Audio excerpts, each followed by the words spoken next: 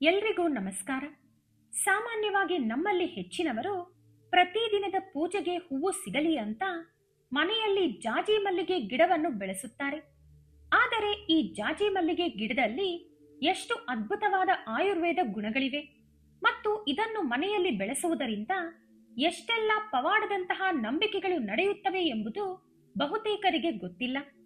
ಈ ವಿಡಿಯೋದಲ್ಲಿ ನಾವು ಜಾಜಿ ಮಲ್ಲಿಗೆ ಗಿಡದ ಅದ್ಭುತ ಆಯುರ್ವೇದ ಉಪಯೋಗಗಳು ಮತ್ತು ಇದನ್ನು ಮನೆಯಲ್ಲಿ ಬೆಳೆಸುವುದರಿಂದ ಸಿಗುವ ಒಳ್ಳೆಯ ಫಲಗಳ ಬಗ್ಗೆ ಸಂಪೂರ್ಣವಾಗಿ ತಿಳಿದುಕೊಳ್ಳೋಣ.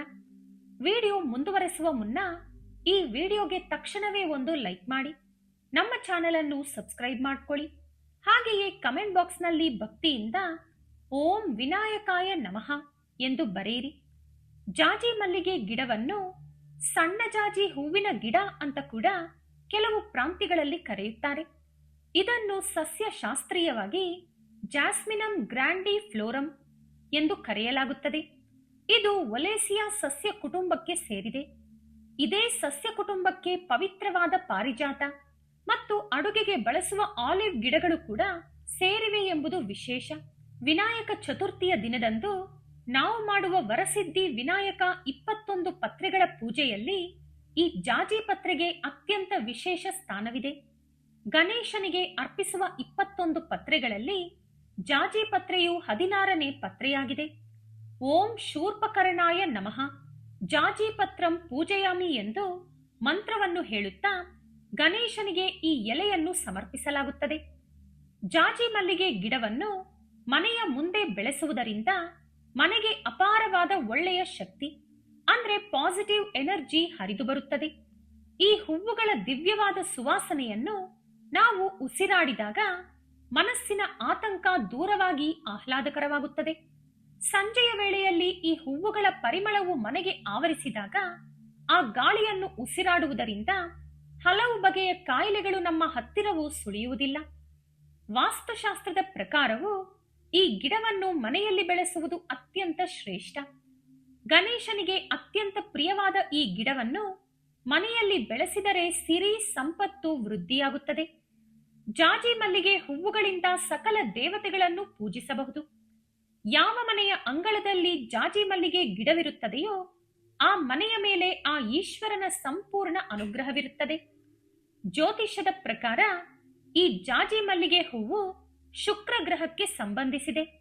ಇದನ್ನು ಮನೆಯಲ್ಲಿ ಬೆಳೆಸುವುದರಿಂದ ಶುಕ್ರ ದೋಷಗಳು ನಿವಾರಣೆಯಾಗಿ ಗಂಡ ಹೆಂಡತಿ ನಡುವಿನ ಪ್ರೀತಿ ಹೆಚ್ಚಾಗುತ್ತದೆ.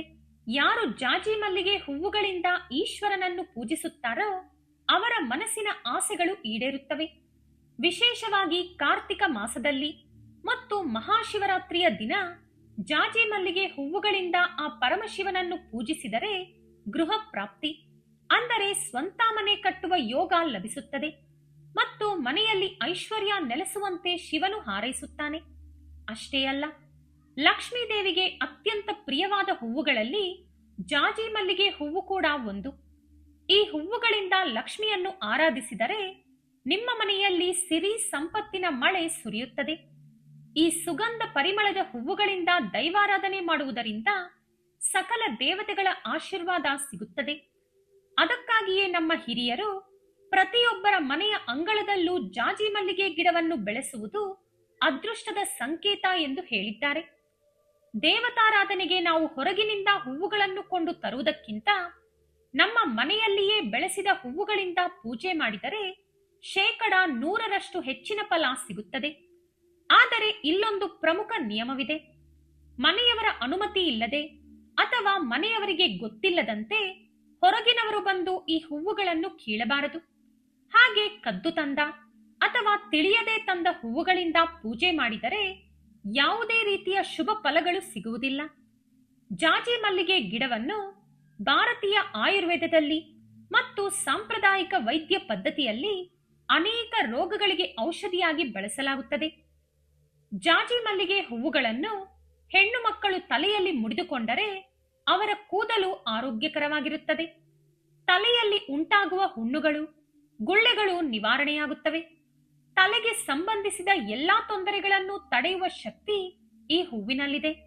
ಇದಕ್ಕಾಗಿಯೇ ಹಳೆಯ ಕಾಲದಿಂದಲೂ ಈ ಹೂವನ್ನು ತಲೆಯಲ್ಲಿ ಮುಡಿಯುವ ಸಂಪ್ರದಾಯ ಬಂದಿದೆ.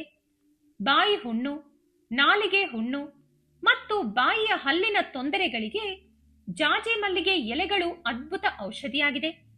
ಬಾಯಿ ಹುಣ್ಣಿನಿಂದ ತೊಂದರೆ ಪಡುತ್ತಿರುವಾಗ 4 ರಿಂದ 5 ಎಲೆಗಳನ್ನು ತೆಗೆದುಕೊಂಡು ಸ್ವಚ್ಛವಾಗಿ ತೊಳೆದು ಚೆನ್ನಾಗಿ ಅಗೆದು ಆ ರಸವನ್ನು ಸ್ವಲ್ಪ ಸಮಯ ಬಾಯಿಯಲ್ಲಿಯೇ ಇಟ್ಟುಕೊಂಡು ನಂತರ ಉಗುಳಬೇಕು.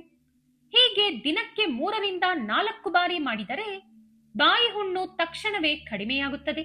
ಈ ಎಲೆಗಳು ಕಹಿ ಮತ್ತು ಒಗರು ರುಚಿಯನ್ನು ಹೊಂದಿರುತ್ತವೆ. ಪ್ರಮುಖವಾದ ಎಚ್ಚರಿಕೆ: ಈ ಚಿಕಿತ್ಸೆಗೆ ನಮ್ಮ ಮನೆಯಲ್ಲಿಯೇ ಬೆಳೆದಂತ ಜಾಜಿ ಮಲ್ಲಿಗೆ ಎಲೆಗಳನ್ನೇ ಬಳಸಬೇಕು. ಏಕೆಂದರೆ ಹೊಲ ಗದ್ದೆಗಳಲ್ಲಿ ಬೆಳೆದ ಗಿಡಗಳಲ್ಲಿ ಕ್ರಿಮಿನಾಶಕಗಳ ರಾಸಾಯನಿಕ ಔಷಧಿ ಇರುತ್ತದೆ. ಅವುಗಳನ್ನು ಬಾಯಿಯಲ್ಲಿ ಹಾಕಿಕೊಂಡರೆ ಅಪಾಯ ಗ್ಯಾರಂಟಿ.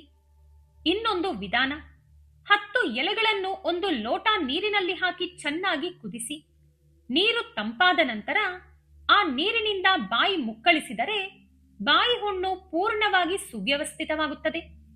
ಇನ್ನು ಬಾಯಿಯ ದುರ್ವಾಸನೆಗಾಗಿ ನಿತ್ಯವೂ ಒಮ್ಮೆ 2 ರಿಂದ 3 ಎಲೆಗಳನ್ನು ಚೆನ್ನಾಗಿ ಅಗೆದು ಉಗುಳುತ್ತಾ ಬಂದರೆ ಕೆಲವು ದಿನಗಳಲ್ಲಿ ಬಾಯಿಯ ದುರ್ವಾಸನೆ ಶಾಶ್ವತವಾಗಿ ದೂರವಾಗುತ್ತದೆ. ಆಯುರ್ವೇದದ ಪ್ರಕಾರ ಈ ಎಲೆಗಳಲ್ಲಿ ನಂಜು ನಿರೋಧಕ ಗುಣಗಳಿದ್ದು ಬಾಯಿಯಲ್ಲಿರುವ ಕೆಟ್ಟ ಬ್ಯಾಕ್ಟೀರಿಯಾಗಳನ್ನು ಸಂಪೂರ್ಣವಾಗಿ ನಾಶ ಮಾಡುತ್ತವೆ. ಹಾಲುಣಿಸುವ ತಾಯಂದಿರಿಗೆ ಹಾಲು ಕಡಿಮೆಯಾಗುತ್ತಿದ್ದರೆ ಜಾಜಿ ಮಲ್ಲಿಗೆ ಹೂವುಗಳನ್ನು ಜಜ್ಜಿ ರಸ ತೆಗೆಯಬೇಕು. ಈ ರಸವನ್ನು ಎದೆಯ ಭಾಗಕ್ಕೆ ಹಚ್ಚುತ್ತಾ ಬಂದರೆ ಹಾಲಿನ ಪ್ರಮಾಣ ಹೆಚ್ಚಾಗುತ್ತದೆ. ಆದರೆ ಎದೆ ಚೆನ್ನಾಗಿ ತೊಳೆದುಕೊಂಡ ನಂತರವೇ ಮಕ್ಕಳಿಗೆ ಹಾಲುಣಿಸಬೇಕು. ಇನ್ನು ಚರ್ಮ ರೋಗಗಳು ಮತ್ತು ಗಾಯಗಳ ವಿಷಯಕ್ಕೆ ಬರೋಣ. ಸೋರಿಯಾಸಿಸ್, ಗಜ್ಜಿ, ಕಜ್ಜಿ ಮತ್ತು ಚರ್ಮದ ತುರಿಕೆಗೆ ಈ ಎಲೆಗಳು ಅತ್ಯುತ್ತಮ ಔಷಧಿ. ಈ ಎಲೆಗಳನ್ನು ಜಜ್ಜಿ ಪೇಸ್ಟ್ ಮಾಡಿ ಚರ್ಮದ ತೊಂದರೆ ಇರುವ ಜಾಗದಲ್ಲಿ ಹಚ್ಚಿದರೆ ಬೇಗನೆ ಶಮನ ಸಿಗುತ್ತದೆ. ಈ ಎಲೆಗಳಲ್ಲಿ ಆಂಟಿಸೆಪ್ಟಿಕ್ ಗುಣಗಳಿವೆ. ಗಾಯಗಳು ಅಥವಾ ಹುಣ್ಣುಗಳಾದಾಗ ಈ ಎಲೆಗಳ ಪೇಸ್ಟ್ ಹಚ್ಚಿದರೆ ಗಾಯ ಬೇಗ ಒಣಗುತ್ತದೆ. ಹುಣ್ಣುಗಳಿಂದ ಕೀವು ಸುರಿಯುತ್ತಿದ್ದರೆ ಈ ರಸ ಅಥವಾ ಪೇಸ್ಟ್ ಹಚ್ಚುವುದರಿಂದ ಕೀವು ನಿಲ್ಲುತ್ತದೆ. ಜಾಜಿ ಮಲ್ಲಿಗೆ ಗಿಡದ ಬೇರಿಗೆ ಲಕ್ವಾ ತೊಂದರೆಯನ್ನು ಹಸಿ ಮಾಡುವ ಶಕ್ತಿ ಇದೆ. ಇದರ ಬೇರುಗಳನ್ನು ಸಂಗ್ರಹಿಸಿ ಸ್ವಚ್ಛಗೊಳಿಸಿ ಜಜ್ಜಿ ಪೇಸ್ಟ್ ಮಾಡಿ ಲಕ್ವಾ ಹೊಡೆದ ಜಾಗಕ್ಕೆ ಮಸಾಜ್ ಮಾಡಿದರೆ ಒಳ್ಳೆಯ ಫಲಿತಾಂಶ ಸಿಗುತ್ತದೆ. ಕಾಲುಗಳ ಕೆಳಭಾಗದಲ್ಲಿ ಆಣಿಗಳು ಎದ್ದಿದ್ದರೆ ಈ ಎಲೆಯ ರಸವನ್ನು ಹಚ್ಚುವುದರಿಂದ ಕಾಲ್ಬೆರಳ ಆಣಿಗಳು ಕರಗಿ ಹೋಗುತ್ತವೆ.